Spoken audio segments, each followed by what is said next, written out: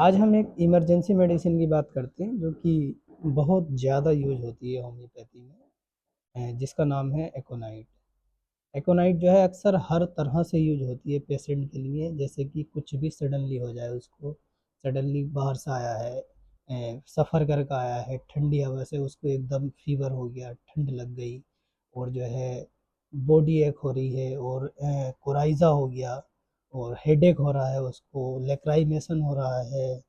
Sneezing हो रही है, यानी वो बहुत ज़्यादा ट्रेवल करके आया है या छोटा सा ट्रेवल करके आया है, तो उसको कोल्ड से हुआ है या ज़्यादा गर्मी से हुआ है, यानी किसी भी वेदर में या तो ज़्यादा उसको ठंड लगी है या ज़्यादा गर्मी लगी है, तो उसकी वजह से उसकी क्या हुई है, तबीयत ख़राब हुई है। तो आप एकोनाइट सोच सकते हैं, बहुत अच्छी मेडिसिन है। उसके लिए होम्योपैथी में एक मेटेरी मेडिका में देखेंगे तो आप उसके लिए यूज टर्म होता है टर्मोइल ऑफ सर्कुलेशन,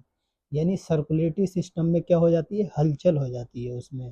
तो उसके लिए बहुत अच्छा काम करती है। टर्मोइल ऑफ सर्कुलेशन में कैसे कैसे क्या चीज़ें होंगी, जैसे कि पाल्पिटेशन हो रही है, हार्ट बीट बहुत तेज़ हो रही है, और डिस्निया हो रहा है, नमनेस हो रही है बॉडी में, स्किन में, और पेन हो रहा है सडनली, और सडनली पेन आ रहा है, सडनली जा रहा है, और कोराइजा हो रहा है। ये सारी की सारी किस्में होती हैं टर्मोइल ऑफ सर्कुलेशन की वजह से होती है। सर एकोनाइट लेगा तो वो उससे सारी चीज़ें जो हैं ठीक हो जाएंगी, क्योंकि इससे होता यही है कि जब टर्मोइल ऑफ सर्कुलेशन हो रहा है ना, तो सारी चीज़ें दिक्कतें डिस्टरबेंस जो है सर्कुलेशन की वजह से आ रही हैं। कोराइजा हो रहा है, उसको डिफेंस मैकेनिज्म हो रही है, और दूसरी जो है उसको नमनेस हो रही है, स्किन में पेन हो रहा है, और बहुत ज़्यादा छींकें आ रही हैं, जुकाम हो गई उसको, लेक्राइमेशन हो रहा है, आंखों से आंसू आ रहे हैं,